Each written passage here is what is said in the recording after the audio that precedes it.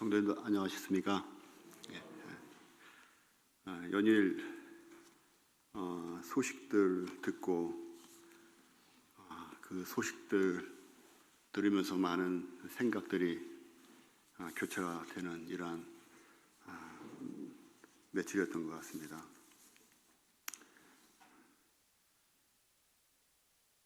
지금도 이제 찬송을 제가 들으면서 또 보면서 또 구약 성경을 읽을 때마다 참 감사한 게 있습니다.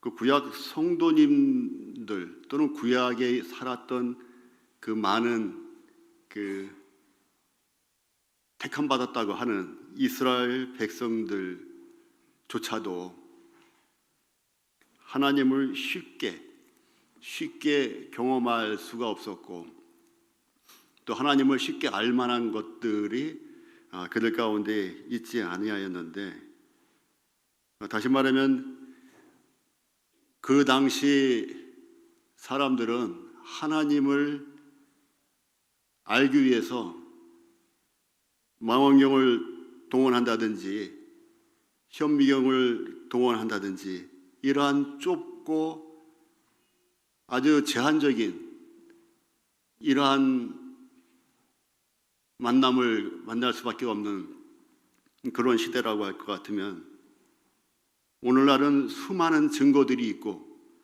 수많은 기록들이 있고 또 허다한 증인들이 우리에게 많은 말씀들을 알기 쉽게 설명해 주는 그런 가운데 있기 때문에 이 시대를 우리가 은혜의 시대라 이렇게 부르고, 그 은혜의 시대에서 은혜를 받은 자로 남아있는 저희들이 된 것을 생각할 때 참 감사를 드리게 됩니다. 그렇지만 아직도 이와 같은 은혜의 시대에도 여전히 하나님을 알지 못하는 분들이 많이 계신가 하면, 하나님을 알만한 것들을, 그러한 증거들을 보여주고 확실한 말씀들을 펼쳐줘도 이 세상 신과 그 마음 육신의 욕심에 이끌려서 하나님을 받아들이지 못함으로, 다시 말하면 믿지 못함으로 여전히 사망 가운데 있는 이런 사람들을 생각하게 되고, 그래서 이제 어떤 부고나 이런 저희들이 말하는 그 크게 기쁘지 않은 소식을 들을 때마다 시비가 엇갈리는 이러한 상황을 많이 맛보게 되는 이러한 시대인 것 같습니다.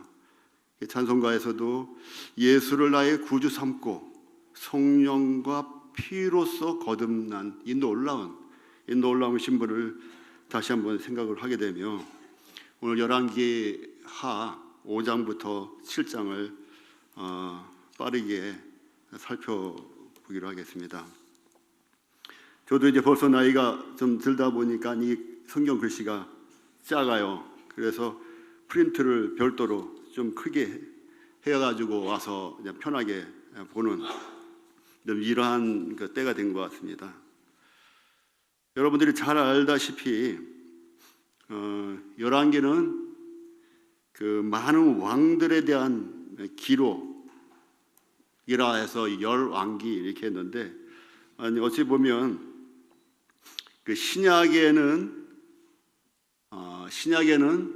사복음서가 있는 것처럼 이 구약에는 모세오경이 그와 비슷한 위치를 차지하게 되지 않았나 싶고, 또 신약에는 사도들의 행전이라고 하는 사도행전이 있는 것처럼 이 구약에는 열왕기라고 하는 이 선지행전, 선지자들의 행전, 이와 같은 위치에 있는 것이 열왕기서가 아닌가 싶습니다. 물론 후에 열왕기서를 상하로 나누어지게 되었지만, 이 열왕기야말로 신약 성경의 사도행전과 같은 위치에서, 이 사도행전과 같은 위치에서 많은 서신서들이 나온 것처럼 이 열왕기에 나와 있는 수많은 선지자들로부터 선지서들이 대선지서, 소선지서 하는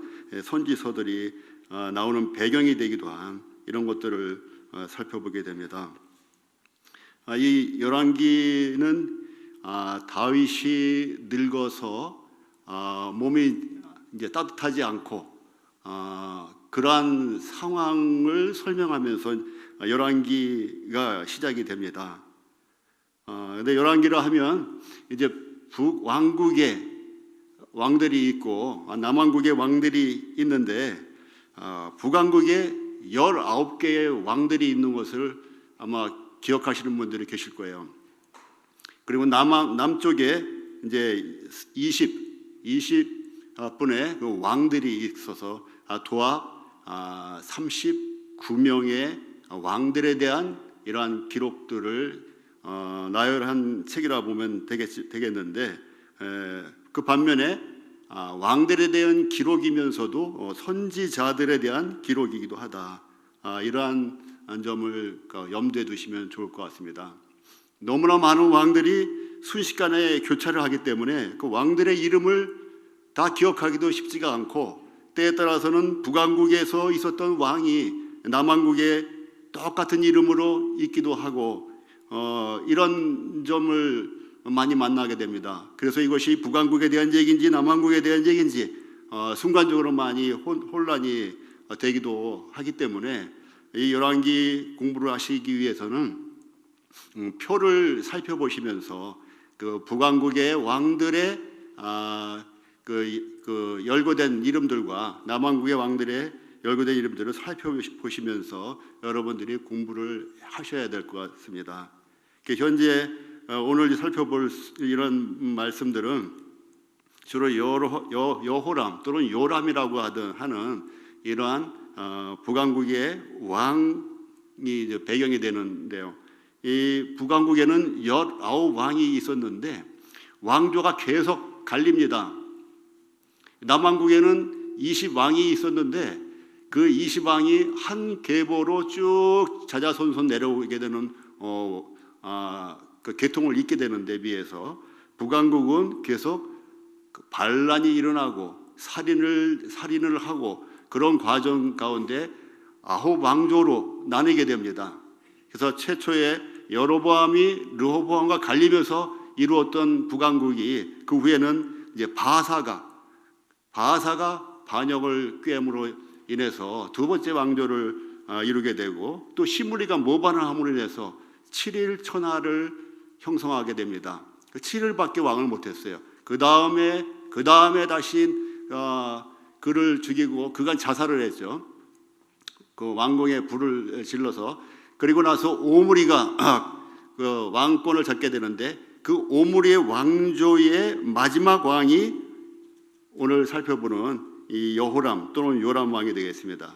그래서 오므리 왕의 아들 그 다음 2대가 아합이라고 하는 유명한 왕이 되어서 열왕기 상에서 약 5장 내지 6장 정도의 분량을 차지하는 이런 많은 기록을 남기는 아합이라는 왕이 있었는데 이 아합이라는 왕보다도 그의 아내가 되는 이세벨이라는 왕이 아마도 더 유명할 것입니다. 계시록에도 다시 언급이 될 정도로 아주 악한 왕비로 이세벨이 등장을 하고 그로 인해서 더욱 아합이 더 악한 정치를 하게 되는 이런 것을 보게 됩니다. 그래서 오늘 5장과 7장까지인데 빠른 시간에 읽어도 아마 한 20분은 걸릴 것 같은 분량입니다. 제가 보면서 마음에 닿는 대로 교재를 나누도록 하겠습니다. 5장 1절을 한번 읽어보겠습니다. 혹시 오늘 5, 6, 7장인데 미리 읽어오신 분 계신가요? 미리 읽어오신 분들도 계실 거고 아마 대부분은 못 읽어보셨을 것입니다. 그래서 잠깐 보면서 건너뛸 수 있는 것은 건너뛰고 이렇게 보겠습니다. 5장 1절 보면 아람 왕의 군대 장관이 나오는데 주인공이 나아만이 등장을 합니다. 우리에게 아주 익숙하게 알려져 있고 복음을 전할 때마다 많이 사용함으로 인해서 이 도움을, 복음을 받아들이는데 상당히 도움을 주기도 했던 이 나아만 장군의 얘기가 나오게 됩니다. 이 나아만은 그 주인, 다시 말하면 아람 왕 앞에서 크고 존귀한 자다. 그리고 그 후에 놀라운 말씀이 있습니다. 여호와께서 전에 저로 아람을 구원하게 하셨음이라. 이 아람은 택함을 받은 그 아브라함의 후손이 아닌데도 불구하고 여호와께서 아람을 구원하게 하셨다. 그래서 여호와 하나님께서 이 택함 받은 민족들만 다스리시는 것이 아니라 이 아람도 그 외에 많은 백성들도 여호와께서 여전히 다스리고 있고 사랑하고 계시다는 것을 보여주게 됩니다. 그런데 이 나아만이 문둥병에 걸림으로 말미암아 많은 일을 하지 못하는 이런 상황에 있는, 주인에게는 총애를 받고 있으나 이 문둥병으로 인해서 그가 할 수 있는 역할이 상당히 제한되어 있기 때문에 그 주인 되는 아람 왕이 굉장히 안쓰럽게 생각을 하고 있는 이런 찰나였던 것이죠. 이때 아주 작은 아이가 등장을 합니다. 그리고 이 작은 아이가 등장을 하는데, 이 작은 아이가 등장을 한 후에 아주 작은 씨앗을 하나 뿌리고 지나갑니다. 저에게도 이런 씨앗을 뿌리는 사람이 있었고, 여기 계신 성도님들도 어느 때, 어느 시, 어느 장소에서 여러분에게 작은 씨를 뿌리고 간 분이 계셨을 것입니다. 그런 분이 작은 씨를 뿌리고 갔을 때 그 씨가 바로 마음에 뿌려져서 거듭남을 체험하는 분들도 계셨겠지만, 오랜 후에, 저 같은 경우는 거의 10년이라는 세월 후에 그 씨가 싹이 튼 경험을 하게 된 것처럼 아주 오랫동안 그 씨앗이 싹 트지 못한 경험을 하신 분들도 계실 것입니다. 그래서 여기는 이 작은 계집아이가 작은 씨앗을 하나 뿌리죠. 그래서 이 작은 계집아이가 작은 씨앗을 하나 뿌리는데, 그것은 무슨 씨앗입니까? 그것이 바로 복음이라는 씨앗인데, 이 나아만에게는 돈이 복음이 아니죠. 권세가 복음이 아니죠. 나아만에게 또 다른 장군 자리를 하나 더 준다고 해서 그게 복음이 아니죠. 이 나아만에게는 어떻게 하면 이 지긋지긋한 문둥병을 낫게 할 수 있을까? 이 세상에 아무도 치료할 수 없는 이 문둥병을 누가 낫게 해줄 수 있을까? 이것을 그들 마음에 꿈꾸고 있었을 것입니다. 아마 여러분들 가운데서는 키가 좀 작은 분들도 있고, 그러면 저는 이제 좀 큰 편에 있었기 때문에 그런 경험이 없지만, 이 키가 작은 분들은 꿈에 키가 크는 꿈을 꾼다고 그럽니다. 그것이 계속 마음의 소원이기 때문에. 또 눈이 작은 사람이 있어요. 이 눈이 작은 사람은 자기 배우자를 눈이 작은 사람 만나고 싶을까요? 큰 사람 만나고 싶은 겁니다. 키가 작은 사람은 키가 작은 사람 만나고 싶을까요? 다른 거 안 보입니다. 키가 큰 것을 부러워하기 때문에 큰 사람을 만나길 원하고, 눈이 작은 사람은 눈이 큰 배우자를 만나서 자기 자녀는 평균케 되는 눈을 갖게 했으면 하는 소원이 있는 것입니다. 그래서 때때로는 꿈에도 나타나기도 하는데, 저도 어렸을 때 만화책을 그렇게 갖고 싶었는데, 저희 어렸을 때는 알잖아요. 만화책을 흔히 쉽게 살 수 있는 이런 시대가 아니죠. 엿장수가 만화책을 들고 다닙니다. 그리고서 얼마간 조금 뭐를 주면 그 만화책을 빌려주고, 그 다음에 또 만화책을 반환하고, 그래서 집에 만화책 한 권을 자기 소유로 갖고 있기가 아주 희귀했던 그런 시절이 있었습니다. 지금은 여러분들 엄마 돈 줘? 그러면 바로 만화책 시리즈로 세트를 사고 이렇게 할 수가 있죠. 근데 그 당시엔 그렇지 못했어요. 그 초등학교 제가 3학년 때인지 4학년 때인지 꿈을 꿨습니다. 아마 낮잠을 자다 꿈을 꾼 것 같아요. 그 만화책을 갖고 싶고, 그 만화책을 내 것으로 갖고 시켜보고 싶은데 이 만화책을 가질 수가 없는 것이에요. 그때 하늘에서 커다란 수레에 만화책이 하나가득 있는 것이 우리 집 앞마당에 뚝 떨어지는 거예요. 아이, 그게 떡이냐? 그러면서 그 만화책을 내가 소유하려고 막 해는 동안에 엄마가 밥 먹어야지 깨우시는 거예요. 얼마나 서운했는지 몰라요. 지금까지 기억에 남습니다.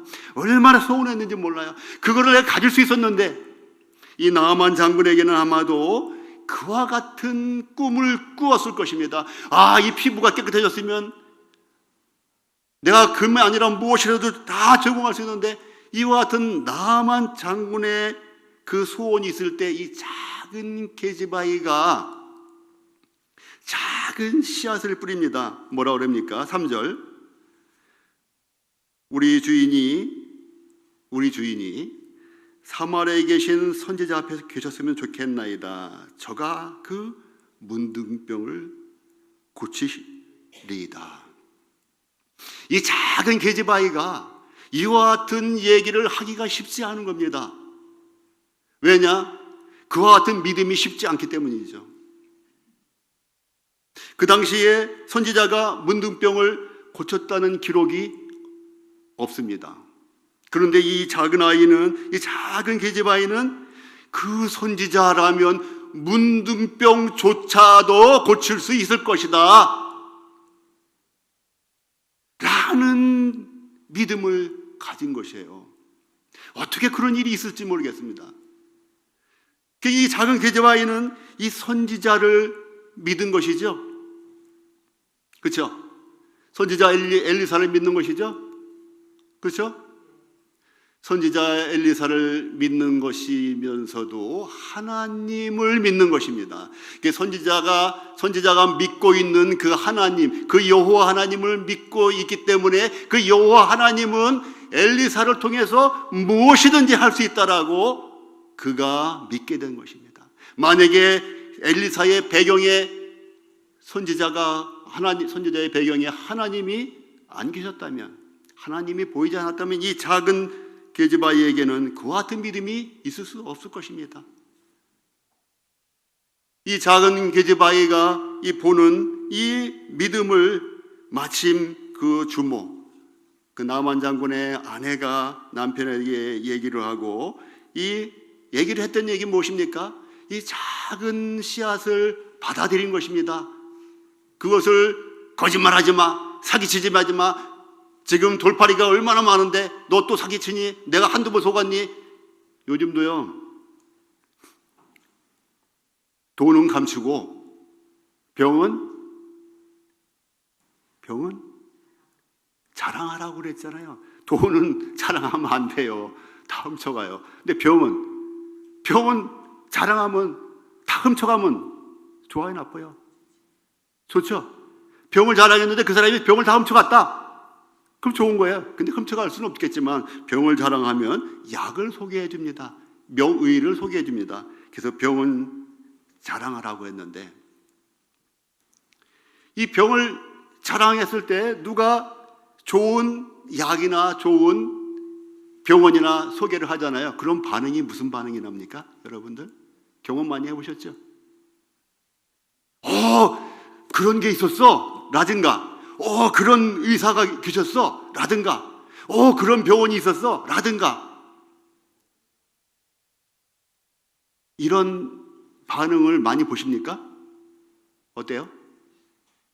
그런 반응보다도 에이 나 다 해봤어, 나 거기 해봤어, 나 100만 원 버렸어, 나 200만 원 버렸어, 3년 동안 고생했어, 헛고생했어, 다시는 그런 얘기 하지 마, 이런 얘기를 많이 듣게 됩니다. 그래서 여기 이 작은 계집아이가 이 엘리사를 소개했을 때 사실은 내가 한두 번 해본 게 아니야, 어디서도 해봤고 할 수 있었는데, 거절할 수 있었는데, 마침 그들이 쭉 믿어가지고 아람 왕에게까지 이 소식이 들렸습니다. 다시 말하면 믿음이 전달. 이 체인이 10개로 만들어진 이 체인에서 새 사슬 하나만 끊어져도 연결이 안 되는 것이잖아요. 그래서 이와 같은 전달이 한 명만 전달이 안 돼도 이 왕에게 전달이 되지 않고 왕으로 하여금 허락을 받을 수가 없었는데, 마침 왕에게까지 전달이 되므로 말미암아 이제 허락이 떨어졌습니다. 그래서 5절에 보게 되면 갈지어다 이제 내가 이스라엘 왕에게 글을 보내리라. 허락이 딱 떨어졌습니다. 그래서 이제는 씨앗을 뿌릴 준비가 되어 있는 것인데, 이 아람 왕이 준 게 있어요. 은 10달란트와, 보기만 해도 부럽죠. 은 10달란트와 금 6,000개와, 은 10달란트면 약 460kg인가? 이제 뭐 이 환산이 좀 다를 수 있습니다. 그런데 제가 찾아본 거로다가는 10달란트, 한 달란트가 한 40kg, 4kg인가요? 되면은 10달란트면 한 달란트가 아마 46kg인가 뭐 이렇게 나온 것 같아요. 그러면 약 수백 킬로그램의 은이 되는 것입니다. 그리고 금이 몇 개예요? 6,000개와 의복 10벌을 가지고 이렇게 되는 것이에요. 이것이 나중에 뒤에 보게 되면 아주 좋은 대조로 보입니다. 어쨌든 엄청난 재물을 가지고 내 병만 고칠 수 있다면, 또 내가 신뢰하고 내가 믿고 있는 이 아람 왕 입장에서요, 이 나만의 병만 고쳐서 그로 하여금 더 큰 일을 할 수만 있게 해주기만 한다면 이 은 10달란트나 금 6,000개는 아무것도 아니다. 이와 같은 마음을 가지고 아람 왕이 재물을 내어줍니다. 그런데 이스라엘 왕에게 글을 전달했잖아요. 그런데 이스라엘 왕이 그 편지를 받아보고 어떻게 됐어요? 6절,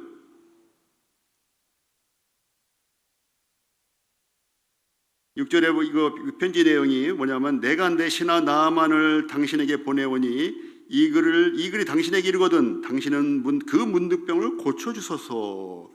이러한 편지를 이스라엘 왕에게 했을 때 7절에 보게 되면 어떤 반응이 일어납니까? 내가 어찌 하나님이 관대. 다시 말하면 이 이스라엘 왕에게는 엘리사가 안 보였던 겁니다. 엘리사가 안 보였어요.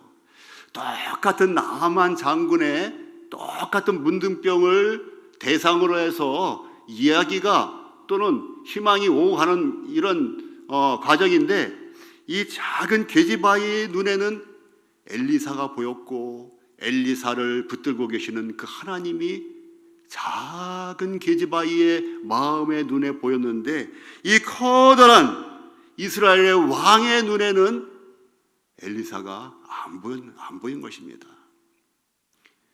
엘리사가 안 보이면 엘리사의 뒤에 계신, 엘리사의 옆에 계신 하나님 여호와도 그에게는 안 보이는 것이에요. 그러니까 이 이스라엘 왕이 엄청 두려워해서 이게 아마 나에게 시비를 걸려고 하는가 보다. 이것은 경험으로 말미암은 것이죠. 이 이스라엘 왕의 아버지 되는 아왕이 있을 때도 동일하게 베나닷이라는 그 아람 왕이 시비를 걸러왔잖아요. 그와 같은 경험을 알기 때문에 이는 똑같이 생각을 하고 저가 나에게 시비를 걸러온 것이다, 이렇게 고민을 하고 있을 때 누가 나타납니까? 이때 누가 나타나요? 엘리사가 그 소식을 듣고 어떻게 합니까? 왕이 어찌하여 옷을 찢었나이까? 이스라엘 왕이 옷까지 찢으면서 분을 발한 것이죠. 그랬을 때 왕이 어찌하여 옷을 찢었나이까? 8절입니다. 그 사람을 내게로 오게 하소서. 저가 이스라엘 중에 선지자 있는 줄 알게 하겠다. 알리겠다. 이스라엘 중에 누가 있는 것을 알리겠다고요? 선지자가 있는 것을 알게 하겠다. 다시 말하면 무슨 얘기입니까? 이스라엘 중에 하나님, 여호와 하나님이 계시다는 것을 그로 하여금 알게 하겠다. 이것이 엘리야의 목적이 아니라 하나님의 목적입니다. 이 나아만이라는 문둥병자의 병을 고치는 목적이 하나님이 계신다는 것을 그 아람 백성들에게 알게 하시고, 그리고 다 죽어가는 이스라엘 백성들에게 알게 하기 위해서 이와 같은 일을 허락하신 것입니다. 그런데 엘리야가 그렇게 얘기를 하는 것입니다. 이스라엘 중에 선지자 있는 줄을 알리이다. 알게 하겠다. 이때 나아만이 그 말을 듣고 옵니다. 왔을 때 엘리사가 10절에 뭐라고 합니까? 엘리사가 나아만 장군에게 뭐라고 합니까?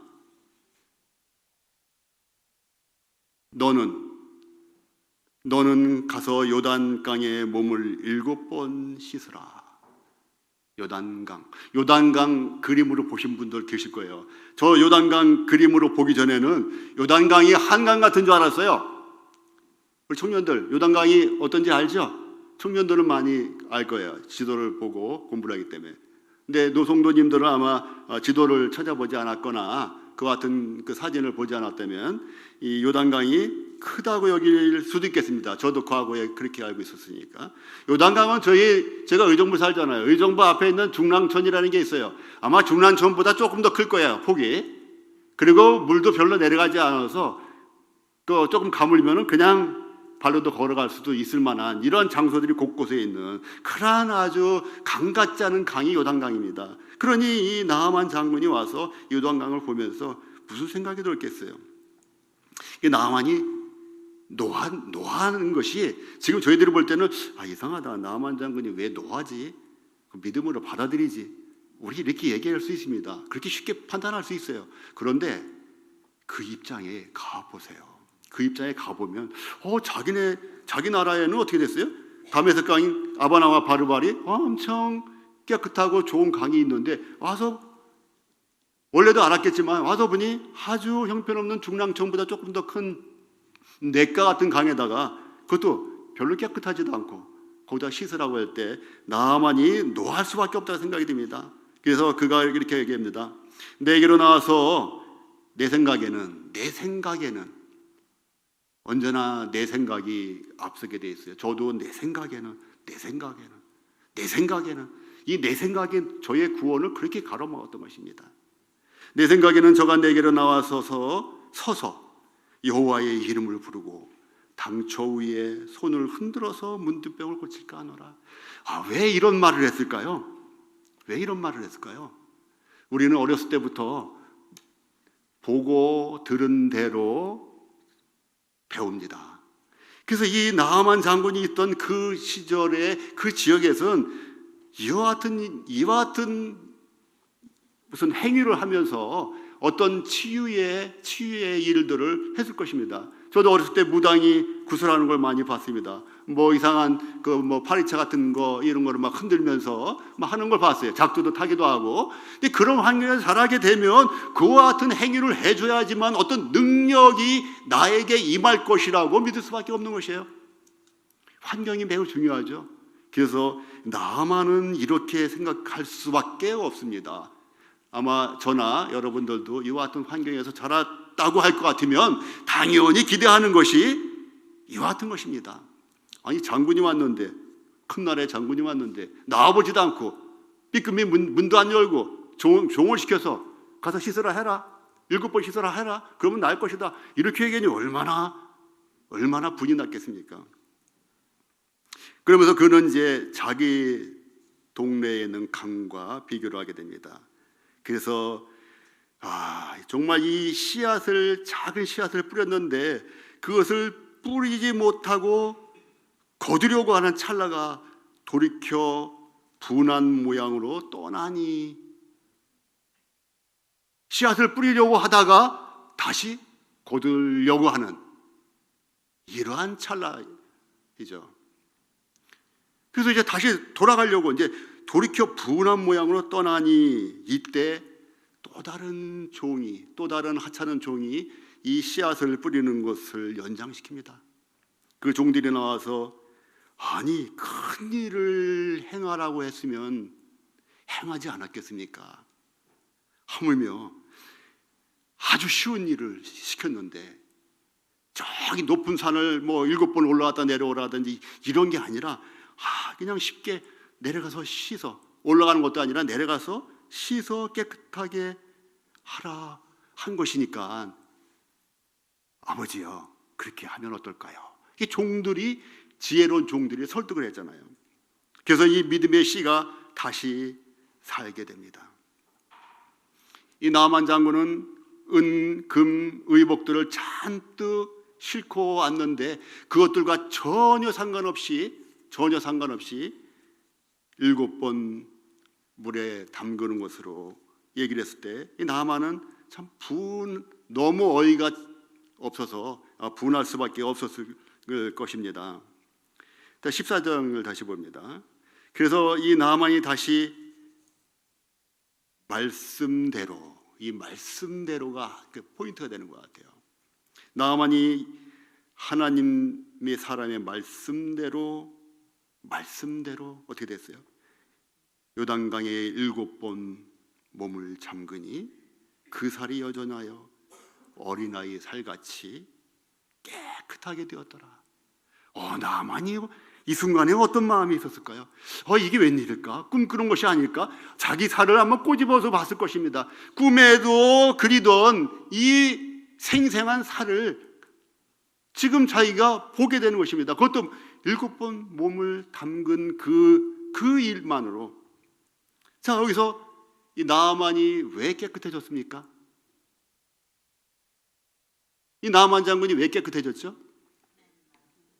이 하나님 말씀대로 담갔기 때문에. 다시 말하면 이 작은 계집아이가 작은 믿음의 씨앗을 줬을 때 그가 그것을 믿음으로 화답했기 때문에. 다시 말하면 믿음으로 나만이 깨끗함을 받은, 의롭다함을 받게 된 이러한 사건이 된 것입니다. 그래서 그가 이제 떠나갈 때 흙을 요구합니다. 흙을 요구해서 흙을 가져가겠다고.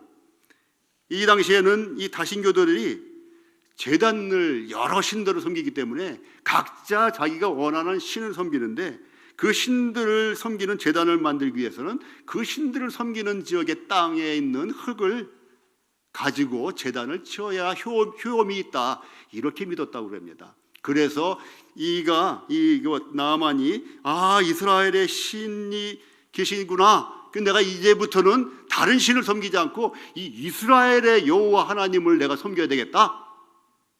그래서 제단을 만들기 위해서 이와 같은 흙을 원하고 이 흙을 가지고 갔다고 합니다. 그래서 이 흙을 가지고 가면서 자기가 자기 주인과의 관계에서 어쩔 수 없이 림몬에 당해서 몸을 굽히는 것을 사해달라고 용서를 구하면서 양해를 구하면서 떠나게 됩니다. 그런데 이 엘리사는 이와 같은 것을 하지 말라든가 이렇게 하는 것이 아니라 주인이 몸을 숙일 때 이제 나아만 장군이 옆에서 어쩔 수 없이 이제 몸을 이렇게 무릎을 숙이게 되고 이런 상황을 알기 때문인지 이제 작별 인사를 할 때 너는 평안히 가라 하고 작별 인사를 하게 됩니다. 그런데 여태까지는 이 믿음의 씨앗이 싹을 틔워서 좋은 결실을 봤는데 이제부터 어떤 씨앗이 떨어집니까? 20절에부터 어떤 씨앗이 떨어지게 됩니까? 20절부터는 불신의 씨앗이 떨어짐을 말미암아 게하시가 범죄를 저지르고 그 범죄로 말미암아 나만 장군이 걸렸다가 나았던 그 문둥병이 누구에게 옵니까? 게하시에게 오는 것을 보게 됩니다.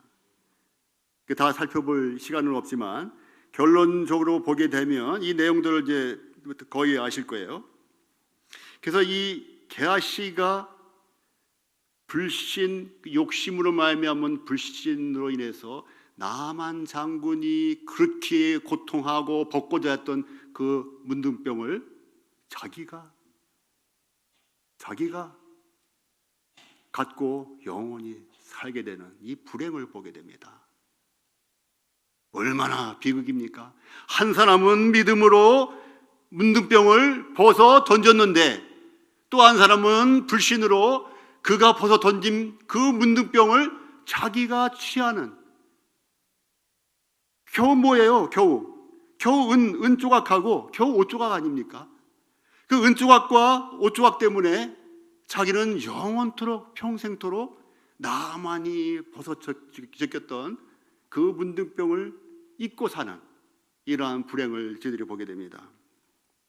자, 6장으로 넘어가게 됩니다. 6장에서는 이제 선지자의 생도가 이 선지학교가 커짐으로 말미암아 옮겨가는 사건이 일어나고, 그리고 이제 도끼가 빠진 것을 이제 엘리사가 건져주는 사건이 살짝 지나가게 됩니다. 그리고 이제 8절부터 다시 아람 왕이 나오죠. 아람 왕이 이스라엘을 치러 주변을 삥 둘러서 있습니다. 이제 9절을 보게 됩니다. 아람 왕이 계속해서 공격을 할 때마다 하나님의 사람인 이 엘리사가 이 왕에게 알려주죠. 이 비밀을 알려줍니다. 그래서 왕이 위기를 벗어나고 하는 과정이 이제 쭉 14절까지 나오게 되는 것이죠. 자, 14절에 보면 말과 병거와 많은 군사를 보내매 이제 아람 왕이 엘리사를 사로잡아서 내가 마음대로 요리하게 해야 되겠다. 그래서 엘리사를 사로잡고자 도단에 있다는 말을 듣고 내려와서 군사를 보냅니다. 15절을 보게 되면 하나님의 사람이 수종드는 자가 일찍 일어나서 나가 보니 보았어요. 이제부터는 보는 것이 관계가 있습니다. 눈과 관계가 있습니다. 보니 군사와 말과 병거가 성을 에웠었는지라. 이 하나님의 사람의 종이 봤을 때 엄청난 병력들이 둘러싼 걸 보게 됐어요. 다시 말하면 육신의 눈으로 볼 때 하나님이 보내신 군사들이 보이지 않는 것이죠. 그렇게 두려워할 때 엘리사가 뭐라고 합니까? 16절, 두려워하지 말라. 우리와 함께한 자가 저와 함께한 자보다 많으니라. 17절, 기도하여 가로되 여호와여 원컨대 저희 눈을 열어서 보게 하옵소서. 엘리사가 믿음의 기도로 종의 눈을 열게 했을 때 그 종의 눈이 열리니까 오늘날도 저희들도 마찬가지입니다. 성경을 봐도, 저 같은 경우에도 성경을 봐도 믿음으로 화답이 안 되는 경우가 너무 많이 있습니다.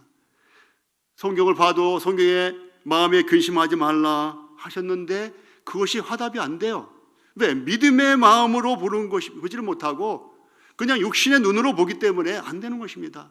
그래서 많은 걱정을 끌어안고 있다가 어떤 때는 밥 먹다 체기도 하고 이런 안 좋은 결과가 나오기도 하는 것입니다. 그래서 여기 이 하나님의 사람의 종도 그 믿음의 눈으로 보지 못했을 때는 이와 같은 불말과 불병거를 볼 수가 없는 이런 것이죠.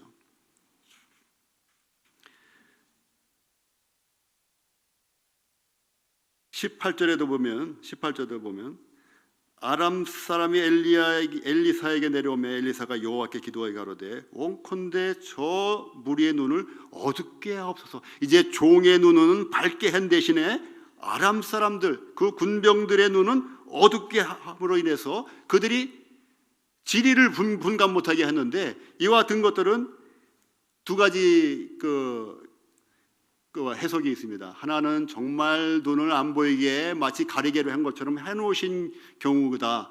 또 하나는 눈을 떴어도 안 보이는 거예요. 저도 그런 경우가 많이 있습니다. 제가 커피숍 하나 찾으려고 하는데 눈을 뜨고 갔는데도 그 커피숍을 지나갑니다. 왜? 마음에 딴 생각을 하고 가기 때문에. 그래서 눈은 뜨게 하면서도 마음의 눈을 멀게 함으로 말미암아 그들의 관심을 돌림으로 말미암아서 천지를 분간할 수 없게 했다는 이러한 해석도 있습니다. 어쨌든 이리저리 해서 그들이 사마리아 성 가장 중심부에 들어오게 되죠. 다시 말하면 적국의 포로가 된 거예요, 스스로. 그래서 그와 같은 상황이 있을 때 엘리사가 은혜를 베풉니다. 칼로 쳐 죽이려고 하는 이스라엘 왕을 만류하면서 그들에게 많이 먹이고 마시게 하고 그들을 잘 돌려보내라. 그래서 원수를 사랑하라. 또 악으로 갚지 말고 선으로 갚아라. 그래서 원수의 머리에 숯불을 인 것 같이 부끄럽게 만들어라. 이와 같은 주님의 마음으로 이들을 다 돌려주고 나니까 이들이 다시는 그 근방에 오지 아니었다라고 23절에 써 있습니다. 그런데 영원히 안 쳐들어오는 게 아니라 이제 다시 24절부터 쳐들어오게 됩니다. 그래서 베나닷이 온 군대를 모아서 사마리아를 에워싸는 이 사건이 또 생기죠. 여기 보게 되면 아주 비참한 내용이 있잖아요. 여러분들 다 아시는 대로 아들을 먹고 먹이는 사건이 나오잖아요. 오늘 이 같은 것을 다 살펴볼 수 없겠지만 얼마나 먹을 게 없으면 자기 자녀, 오늘은 내 자녀를 먹고 내일은 내 자녀를 먹자, 여기까지 가겠습니까?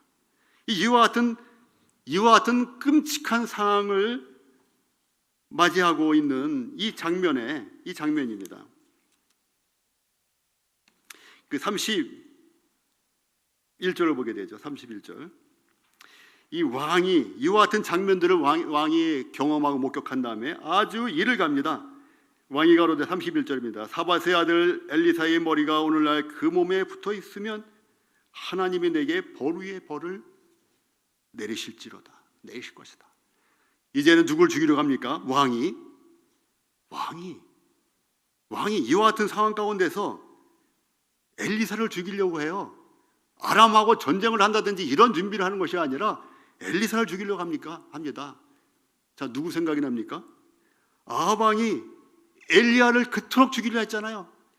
이세벨의 꼬임에 빠져가지고 아합왕이 그토록 엘리야를 죽이려고 했던 그 상황이 지금도 재현이 되고 있어요. 이제는 이스라엘 왕이 엘리사를 죽이려고 합니다. 자, 엘리사가 문제를 일으키는 자라고 보고 있는 것입니다. 아합도 엘리야가 문제를 내가 일으키고 있다, 내가 문제를 일으켜서 이 나라가 이렇게 혼란스럽게 되어 있다, 너가 문제다 해서 엘리야를 죽이려고 그렇게 쫓아다녔었는데 이제는 그의 아들이 엘리야의 제자인 엘리사를 죽이려고 독한 마음을 먹은 것이죠. 그래서 엘리야를 문제로 여긴 것처럼 사실은 우리가 성경을 살펴보면 엘리야가 문제입니까? 해결책입니까? 엘리야가 비도 오게 하고 비가 안 오게도 하고 하는 해결책입니다. 하나님의 손에 쓰임을 받는 키가 됩니다. 열쇠입니다. 문을 여는, 잠긴 문을 열 수 있는 키가 엘리야입니다. 그런데 아합이 그것을 몰라보고 잠을 센 줄 알았던 것이죠. 그와 똑같이 그의 아들 요람도, 그의 후손도 똑같이 엘리사를 해결책, 키, 열쇠로 여기지를 못하고 문제점으로, 자물쇠로 여기기 때문에 그걸 죽이려고 합니다. 그래서 32절 보게 되면 이 사실을 알게 됐죠, 엘리사가. 그래서 너희는 이 살인한 자의 자식이, 살인한 자는 아합을 얘기하는 겁니다. 아합 왕의 아들이 또다시 내 머리를 취하려고 온다. 그 주인의 발소리가 그 뒤에서 나지 않느냐? 살인자를 앞에 보내고 그 뒤에 살인자의 아들이 온다는 것입니다. 그래서 문을 못 열어주게 했죠. 그런데 이와 같은 자기를 죽이려고 한 왕이 왔을 때 엘리사가 어떻게 했습니까? 33절부터 보겠습니다. 무리가 말씀할 때 그 사자가 이르니라 왕이 가로되, 왕을 만나게 되는 거예요. 왕이 가로되 이 재앙이 여호와께로부터 나왔으니 어찌 더 여호와를 기다리리요? 아마도 더 이상 이 전쟁 상황을 기다릴 수 없다. 자기 자식을 먹고 있는 이 상황을 기다릴 수 없다. 어떻게 되겠어요? 성문을 열어야 되겠다. 항복을 해야 되겠다. 아마 이와 같은 결단 직전에 있었던 것 같습니다. 어찌 더 여호와를 기다리요? 이럴 때 사울을 보는 것 같습니다. 사무엘이 오지 않으니까 사울이 먼저 어떻게 했어요? 기다리다 못해서 자기가 제사를 드렸잖아요. 그래서 그의 멸망을 재촉한 것입니다. 그런데 여기서는 하나님의 은혜가 나타납니다. 7장 1절 엘리사가 가로되 여호와의 말씀을 들을지어다. 여호와께서 가라사대 내일 이맘때에 24시간 후입니다. 성문에서 고운 가루 한 스아에 한 세겔을 하고 보리 두 스아에 한 세겔을 하리라. 뭐 한 스아가 그 뭐 7리터인지 8리터인지 알 필요가 없습니다. 금이 뭐 한 달란트가 얼마나 그 많은 그 돈인지 알 필요가 없어요. 다만 금 한 달란트면 어마어마한 돈이다. 그리고 고운 가루 한 스아면은 이제는 한 스아에 한 세겔을 한다 하면 이제 정상 가격으로 돌아왔구나.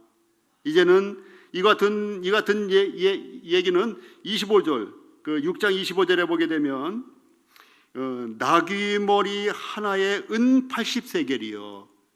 은 80세겔이요. 엄청난 6개월치 월급이라든지 1년치 월급이라든지 이와 같이 엄청난 돈을 지불해야만 나귀 머리 하나를 살 수 있다. 그리고 합분태 4분의 1갑에 은 5세겔이라. 엄청난 많은 평상시보다 10배 100배의 돈을 줘야만 이 합분태를 살 수 있다.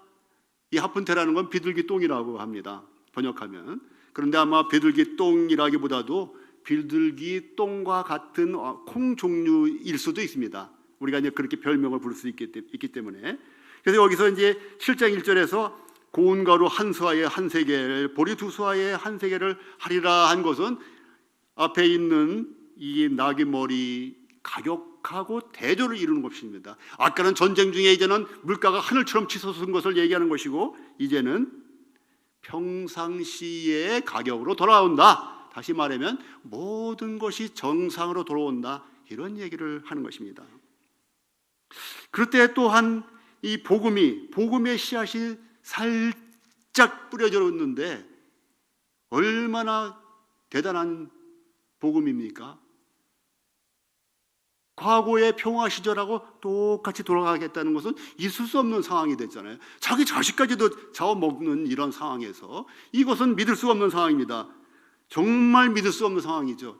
아마 저나 모르겠어요. 여러분들은 다르겠지 몰라도 제가 그 자리에 있었으면 저도 못 믿었을 것 같아요. 저는 아마 지금 생각에 못 믿었을 것 같아요. 그런데 저와 같이 못 믿는 사람이 있었죠. 2절 그때 한 장관이 곧 왕이 그 손에 의지한 자가 뭐라고 그럽니까? 여호와께서 하늘에 창을 내신들 어찌 이런 일이 있겠냐? 그 장관 한 명이 이렇게 얘기를 합니다. 이게 불신이죠. 불신입니다. 그래서 복음의 씨앗을 뿌렸는데 거기에 불신의 씨앗을 자기 스스로 뿌리는 거예요. 그때 엘리사가 뭐라고 합니까? 내가 내 눈으로 보리라. 내가 내 눈으로 보리라. 그러나 그것을 먹지는 못하리라. 이게 이 내용을 보게 되면 알면 얼마나 무서운 얘기입니까? 내일 어떤 북북교회에서 내일 어떤 좋은 일이 있어요. 근데 제가 어떤 얘기를 할 때 내일 북북교회에서 어떤 잔치가 있습니다. 그런데 딱 한 명을 집어가지고 형제님은 또는 자매님은 그것을 못 봅니다 라고 하면 죽는다는 거 아니에요. 그럼 이 내용을 알게 되면 얼마나 두려운 일입니까? 그럴 때 문둥병자 4명이 등장을 하죠. 그래서 여러분들이 잘 아시는 대로 문둥병자가 우리 여기서 있어도 죽고 성에 들어가도 죽고 아람 군대에 가도 죽고, 그래서 우리가 선택할 수 있는 건 3개다. 여기 있어도 굶어 죽고 성에 들어가도 굶어 죽고 아람 군대에 가도 맞아 죽을 수 있고, 그러나 2군데 가면 굶어 죽는 게 100%고 아람 군대에 가서 문둥병이니까 긍휼을 여김을 받으면 죽을 수도 있지만 죽으면 죽겠다. 그렇지만 살리면 살겠다. 그래서 에스더가 한 대로 죽으면 죽으리라 하는 그 심정으로 한 가지 선택을 하게 되는데 그것이 아람 군대 그 진영으로 들어가는 걸 선택한 것입니다. 죽으면 죽겠다는 믿음으로 여기서도 이 문둥병자들에게는 믿음이 싹 텄던 거예요. 죽으면 죽으리라는 믿음을 했을 때는 무서운 게 없었던 것이죠. 그래서 죽으면 죽으리라 해서 갔더니 아람 군대가 이러저러한 하나님의 이적으로 인해서 다 도망가 버렸잖아요. 도망가 버렸죠. 그래서 요단 강 너머까지 도망갔어요. 나중에 왕이 가봤죠. 왕이 그 신하들을 시켜서 쫓아가 보니까 요단 강 건너간 것까지 확인을 하게 됐습니다. 그래서 이 문둥병자들이 기쁜 소식을, 우리는 이와 같은 기쁜 소식을 복음이라고 합니다. 그래서 이 복음을 우리만 소유할 것이 아니라 우리가 이와 같은 복음을 가족에게, 자녀에게 전달을 해야 되겠다, 이런 생각들을 많이 하는 것입니다. 어제도 상가를 다녀오신 분들 계실 것입니다. 그래서 많은 생각들을 하셨을 것이에요. 물론 복음을 많이 들었기 때문에 아마 구원받았을지도 모르겠어요. 교회 생활을 못했지만 이런 것들을 보면서 우리가 우리 자녀에게 복음 전하는 일을 좀 더 마음을 써야 되겠구나, 이런 생각을 하게 될 것입니다. 그래서 여기 문둥병자들이 이 기쁜 소식을 자기가 가지고 있는 것은 선치 못하다, 만약에 내가 이와 같은 복음을 전하지 않으면 벌이 내릴 것이다 라는 믿음을 갖게 됩니다. 이 벌은 왕이 주는 벌일 수도 있고 하나님께로 오는 벌일 수도 있는 것입니다. 그래서 이 벌이, 우리가 이 잠잠하면 이 벌이 우리에게 미칠 것이다 하면서 바로 밤중에 가서 이 복음을 전하게 됩니다.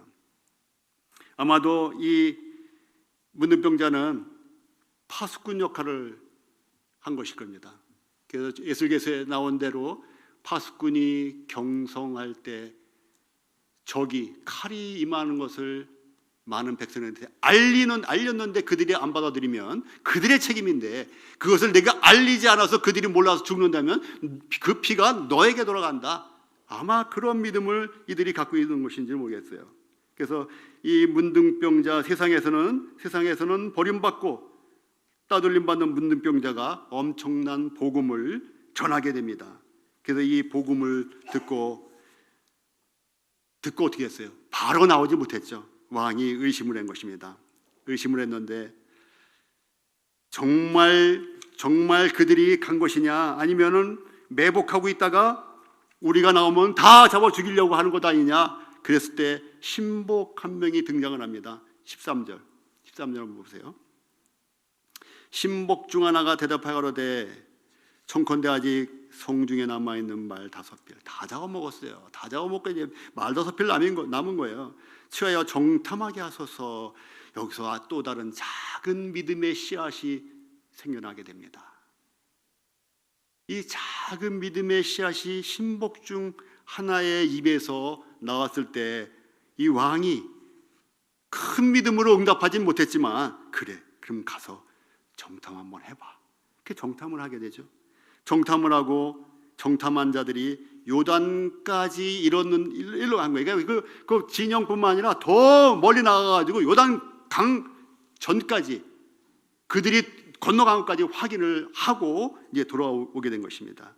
그랬을 때 어떻게 됐어요? 16절. 백성들이 나가서 아람 사람의 진을 노략한지라 이에 고운가루 한 스아에 한 세겔이 되고 보리 2수아에 한 세겔이 되니 정상으로 돌아오니, 왜? 그 많은 곡식과 그 많은 무기와 그 많은 보화들까지도 다 취하게 됐기 때문에 이제는 넘쳐나는 것이에요. 맨 마지막에는 여호와의 말씀과 같이 되었고, 여호와의 말씀과 같이 되었고, 주님이 마르다에게 그러셨습니다. 내 말이 내가 믿으면 하나님의 영광을 보리라. 마르다에게 이렇게 했잖아요. 그래서 이들이 믿음으로 말미암아 겨자씨 같은 믿음이라도, 작은 겨자씨 같은 믿음이라도 이 산을 명하여 여기서 저기로 옮기라 하면 옮길 것이요. 이 겨자씨 같은 믿음. 주님은 우리의 성정을 아십니다. 우리가 진토인 거 알아요. 진토가 뭡니까? 먼지 진자에다 흙토자예요. 우리가 벌레는 생명이나 있죠. 진토, 먼지, 토, 흙, 먼지와 흙에 불과한 것임을 주님이 아시기 때문에 우리에게 많은 것을 기대하지 않습니다. 저도 이 말씀을 쭉 준비하면서 나에게 아주 취약한 믿음에 관한 말씀을 나눠야 되는 이 부담이 얼마나 큰가를 알게 됐습니다. 그런데 하나님은 저에게도 마찬가지고 많은 믿음을 요구하는 것이 아니라 겨자씨만한 믿음만 있으면 그것이 자랄 수 있다는 거예요. 확장될 수 있다는 거예요. 그래서 이 작은 계집아이의 작은 믿음의 씨앗이 커다란 나라의 장관의 그 금, 은 보따리를 쌓고 와서도 해결하려고 했던 그 병을 낫게 한 것처럼 이제 이 작은 믿음의 씨앗이 정탐을 하고 그것을 믿게 되는 과정을 겪으면서 이제 평상시로 돌아오는 여호와의 말씀과 같이 된 이런 사건이 16절에 이제 마감이 되고 있습니다. 그런데 17절 보세요. 왕이 그 손에 의지하던 그 장관을 세워 성문을 지키게 하였더니, 이게 우연한 것 같지만 그가 갖고 있는 불신 그대로 그 업보를 받기 위해서 되어진 일입니다. 그 장관을 세워 성문을 지키게 하였더니 백성이 성문에서 저는 이 장면 정말 읽기가 싫어요. 이 장관이 그냥 어디 아무개 장관이라 하면 읽기가 쉽겠지만 이 장관이 내 아버지면 어떻게 하는가? 이 장관이 내 동생이면 어떤가? 이렇게 생각을 한번 해보세요. 이 장관이 집에는 자녀들이 있을 것이고 아내도 있을 텐데 한 아내의 남편이고 한 여러 자녀의 가장이자 늙은 부모를 섬기고 있는 이 아들일 수도 있는데 이 장관이 어떻게 됐어요? 밟혀 죽는 이 끔찍한 사건이 일어나는 것을 생각할 때 지옥에 가는 이런 생각이 겹쳐집니다. 저는 지옥에 대해서 얘기가 참 두려워요. 제 아는 가까이 있는 이 일가 친척들 중에 천국에 못 간 분들이 너무 많기 때문에 그분들 얼굴이 떠오르는 것입니다. 그래서 아주 괴로워요. 그 생각을 할 때마다 객관적으로 생각할 수가 없어요. 그래서 여기 이 장관도 객관적으로 생각한다면 쉽게 밟혀 죽었구나 이렇게 할 수 있지만 내 아들이라면 내 부모라면 어떻게 되겠습니까? 그가 알지 못하고 한 것인데 그럴 기회가 없어서. 그래서 이 참 비극적인 삶을 마감하게 되는데 저를 밟으며 하나님의 사람의 말대로 16절에는 여호와의 말씀과 같이 살게 되었는데 17절에는 하나님의 사람의 말대로 죽은 것입니다. 우리 주 예수 그리스도를 믿으면 하나님의 말씀대로 천국을 가는데 불신으로 믿지 아니하면 하나님의 말씀대로 지옥으로 떨어지는 거예요. 밟히는 것입니다. 이 같은 상황을 보면서 우리 정말 길에 나가서 안 믿는 사람들을 붙잡고 하소연할 수는 없지만 우리 교회에 출석하는 이 구도자들만이라도 우리가 잘 잡아줘야 되겠구나. 그들을 섬기는데 무엇이라도 헌신을 해야 되겠구나. 지금 헌신한 분들이 많이 계시잖아요. 그래서 이 헌신하는 분들을 어떻게 격려를 해야 되겠구나. 우리 학생들을 어떻게든지 잡아줘야 되겠구나. 우리 주일학교 아들을 어떻게든지 잡아줘야 되겠구나. 그 시기가 지나면 그들이 머리가 크면 내 생각에는 이런 자기 생각이 커다랗게 자리 잡게 되는데 그런 대학생이 되기 전에 그런 청년이 되기 전에 주일학교 아이들을 잡아줘야 되겠구나 이런 마음이 듭니다. 어디부터 시작을 해야 될지는 모르지만 그와 같은 생각들을 여러분들 함께 가지면 참 좋겠습니다. 그래서 20절을 보게 되면 그 장관에게 그대로 앞에 쭉 나와 있죠. 그대로 이루었을 때 곧 백성이 성문에서를 밟음에 죽었더라. 그래서 히브리서 3장을 보게 되니까 하나님이 누구에게 맹세하사 그의 안식에 들어오지 못하리라 하셨느냐. 누구에게 그의 안식에 들어오지 못하리라 하셨느냐. 곧 순종치 아니하는 자에게가 아니냐. 순종치 아니하는 자에게 아니냐. 이러보건대 저희가 믿지 아니함으로 능히 들어가지 못한 것이라. 믿지 아니함으로 능히 들어가지 못한 것이라. 이 장관, 이 귀한 아들이기도 하고 없어서는 안 될 아버지이기도 한 또 정말 없어서는 안 되는 남편이기도 한 이 장관이 밟혀 죽는 이 사건은 그가 믿지 못함으로 안식에 들어가지 못하고 이와 같은 끔찍한 일을 당하게 된 사실을 보게 됩니다. 히브리서에 보게 되면 믿음으로 계속 나오죠. 믿음으로 아담도 그렇고 노아도 그렇고 믿음으로 아브라함도 그렇고 믿음으로 해서 오늘 5장, 6장, 7장 좀 많은 분량이었지만 5장, 6장, 7장에 믿음으로 그리고 불신했을 경우에 이와 같은 끔찍한 일을 당하는 이러한 상황들을 살펴보게 됐습니다.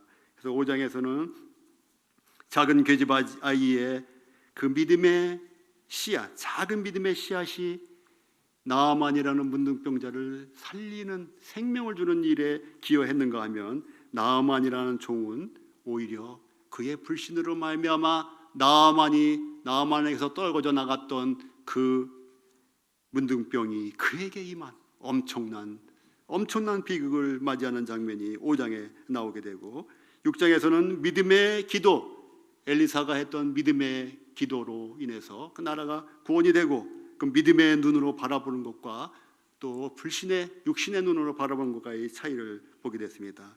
또 6장 7장에서는 구원을 이루는 내 문둥이로 말미암아 믿음의 또 다른 씨앗이 그 백성들을 구원하게 되는, 성 안에 있는 백성들을 구원하게 되는 이 사건과 불신으로 믿지 못함으로 인해서 밟혀 죽는 이러한 장면을 대조적으로 보게 됐습니다. 기도드리고 마치겠습니다.